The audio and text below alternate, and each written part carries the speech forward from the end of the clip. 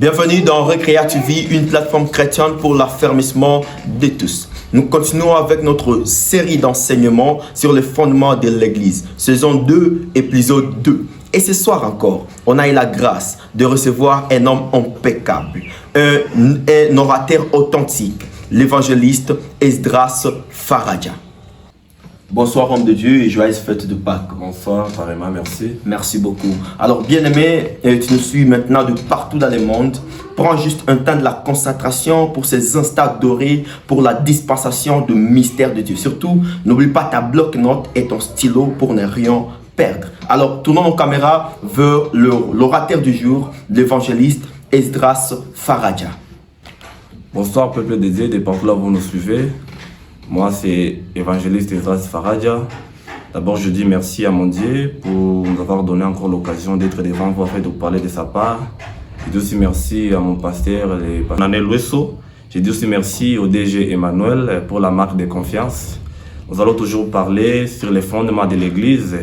C'est un enseignement qui a commencé il y a longtemps. Nous allons aussi apporter quelque chose concernant cet enseignement-là. Et nous allons d'abord lire la Bible et notre verset de base. C'est 1 Corinthiens 3:11. Car personne ne peut poser un autre fondement de celui qui a été posé, savoir Jésus-Christ. Nous allons parler sur quelque chose ce soir. D'abord, je vous donne d'abord la script de mon message de ce soir. Nous allons parler sur les premiers points, c'est quoi l'Église ou les fondements, sur qui et sur quoi est fondée l'Église, les éléments du fondement. Et puis d'abord, nous allons parler concernant quelques versets sur les fondements. D'abord, la définition du fondement. Les fondements, c'est ce qui est le premier établissement d'une chose, ce qui les forme et les constitue. Et la première vérité sur les fondements, la solidité du fondement détermine la réussite de l'œuvre. Là, vous allez lire 2 Timothée 2:19. Et puis, deuxième vérité, c'est le contraire de ce qu'on vient de dire ici. La faiblesse du fondement occasionne sa ruine. Et puis, nous allons aussi parler d'abord c'est quoi l'Église. L'Église, ce n'est pas les bâtiments que nous voyons. L'Église, ce n'est pas l'endroit où nous nous retrouvons pour prier Dieu, mais l'Église, d'abord, c'est moi et vous, nous les enfants de Dieu. L'Église, c'est un ensemble des êtres spirituels, les enfants de Dieu. Là où 2 ou 3 personnes sont réunies, c'est là l'Église. Et nous n'allons pas seulement définir l'Église comme un endroit où il y a un bâtiment là où nous nous trouvons pour prier Dieu. Parce que là, c'est une appellation, je peux dire, abusive que les gens utilisent pour décrire l'Église. Mais l'Église, c'est un ensemble de personnes, un ensemble des enfants de Dieu. L'Église, c'est une personne. L'Église, c'est moi et vous. Et puis nous allons parler aussi sur les éléments du fondement de l'Église. Parce que chaque fondement doit avoir ses éléments. Les fondements de l'Église a ses éléments. D'abord, la première des choses, c'est la foi en Jésus-Christ. Parce que d'abord, tout doit commencer d'abord à croire d'abord en Jésus-Christ comme notre Seigneur et Sauveur. Et puis, écouter la parole. Et puis, après la parole, avoir la foi en Jésus-Christ. Et puis, avoir une vie de prière. Et les éléments du fondement de l'Église, les saluts en Jésus-Christ, la parole, la foi et la prière. Et puis, nous allons aussi répondre à des questions qui nous ont été envoyées. D'abord, avant ça, on va parler de sur qui et sur quoi est fondée l'Église. Puis, nous allons lire la parole de Dieu. Là, nous sommes dans les livres d'Éphésiens 2:20. La Bible dit ceci. Vous avez été édifiés sur les fondements des apôtres et des prophètes. C'est Jésus-Christ lui-même étant la pierre angulaire. D'abord, on est en train de nous faire comprendre ici que l'Église est posée sur qui? Sur Jésus-Christ, car c'est lui qui est la pierre angulaire de l'Église. Et puis, après cela, l'Église est formée sur la parole. Parce qu'on a parlé des apôtres et des prophètes que Jésus-Christ avait envoyés, que Dieu avait envoyés, afin de nous apporter sa parole, afin que nous ayons un fondement qui est solide, afin que nous ayons une fondation qui est solide. Parce que nous sommes les enfants de Dieu, nous sommes censés d'abord avoir un fondement solide, afin que nous puissions aller loin avec Dieu. Dieu ne peut pas investir en nous de grandes choses une fois notre fondement est faible. Dieu ne peut pas nous amener loin aussi longtemps que notre fondement est faible. Si tu veux savoir jusqu'où tu peux aller avec Dieu, il faut d'abord regarder comment est-ce que tu es fondé en Jésus-Christ. Est-ce que réellement est-ce que ta foi est fondée en Jésus-Christ? Réellement est-ce que tu as une fondation qui est solide afin que Dieu puisse investir des choses en toi? C'est une question qu'on doit se poser chaque jour. Parce que plus nous sommes légers dans la foi, plus que notre fondement est léger, plus que Dieu ne peut pas investir des choses en nous. Parce que n'importe quel vent peut nous emporter, n'importe quel vent peut nous faire tomber. Mais une fois on a un fondement qui est solide, quel que soit le vent petit qui peut souffler contre nous, nous sommes inébranlables car nous avons une fondation qui est solide. C'est pour cela, bien aimé, il faut comprendre d'abord, c'est le fondement qui doit faire à ce que l'œuvre puisse aller trop loin. Vous êtes un serviteur de Dieu, un enfant de Dieu, vous attendez des choses venant de Dieu. Il faut d'abord regarder comment est-ce que votre fondement est en Jésus-Christ. Vous êtes léger ou pas? Par rapport à ça, vous pouvez savoir jusqu'où vous pouvez aller avec Dieu. Nous allons aussi continuer, nous allons parler sur un autre point. Les choses qui doivent aussi accompagner par les éléments du fondement, c'est une vie de sainteté. Vous pouvez avoir le salut en Jésus-Christ, vous écoutez la parole, vous avez la foi et vous priez. Mais si vous ne vivez pas dans la sainteté, votre fondement ne sera pas solide en Jésus-Christ. Parce qu'aujourd'hui, il y a des chrétiens qui prient, qui fréquentent l'église, qui lisent la parole, mais ils vivent aussi une vie de péché. Donc ils mènent une double vie. On est censé aussi accompagner ces choses-là par une vie de piété. Avoir une vie de piété, la sainteté, vivre une vie qui plaise à Dieu. Parce que plus on vit une vie de sainteté, plus on plaise à Dieu, plus on devient plus en plus solide en Jésus-Christ. Parce qu'on doit avoir un fondement qui est solide, un fondement qui est solide en Dieu. On va lire la Bible, nous sommes dans le livre de Jean 15.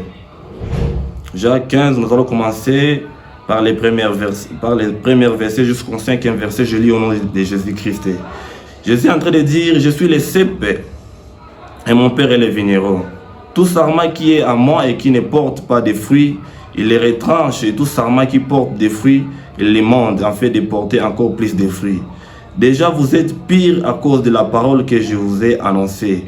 Demeurez en moi et je demeure en vous, comme le sarment ne peut de lui-même porter des fruits, s'il ne demeure attaché au cep. Ainsi, vous ne pouvez non plus si vous demeurez à moi.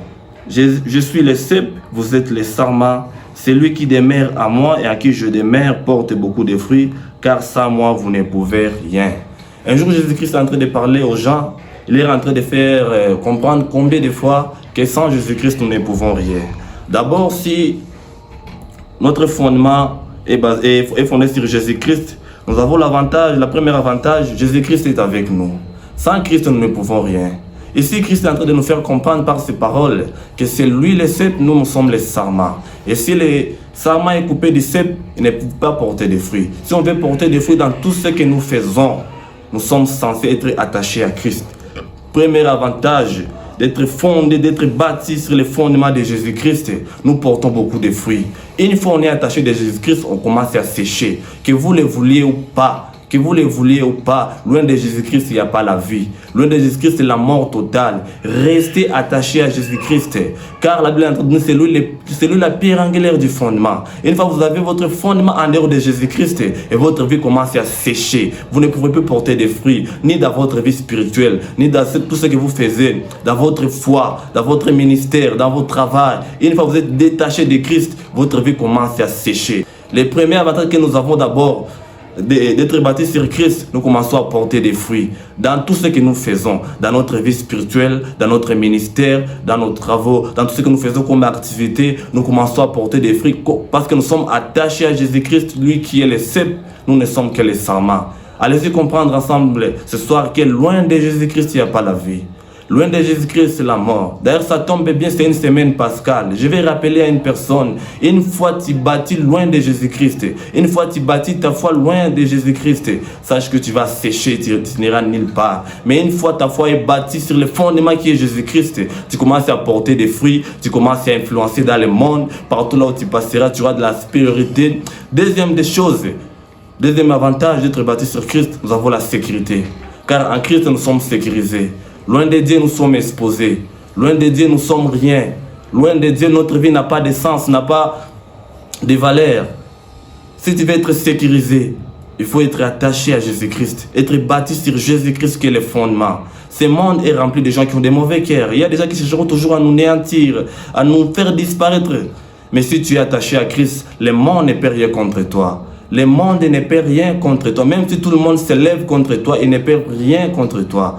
Reste attaché à Christ, car nous avons l'avantage d'être sécurisés. Autre avantage d'être bâti sur Christ, nous avons d'abord l'assurance du salut.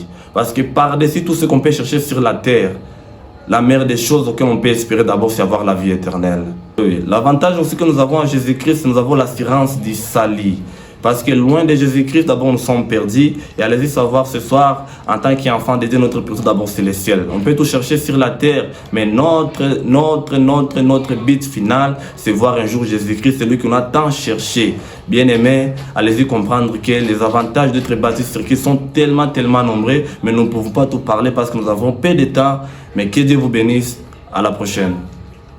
Merci beaucoup, homme de Dieu. Nous sommes tellement bénis par la prédication. Une chose que nous avons retenue est que loin de Jésus-Christ, il n'y a pas la vie. C'est une chose à bien noter, bien aimé. Loin de Jésus-Christ, il n'y a pas la vie. Et comme nous sommes dans une semaine pascale, et la Pâque étant un rappel de la fidélité de Dieu, étant un symbole du salut pour ceux qui croient, étant un appel à la liberté offerte par Jésus-Christ, j'aimerais juste vous souhaiter joyeuse fête de Pâques. Que Dieu vous bénisse abondamment.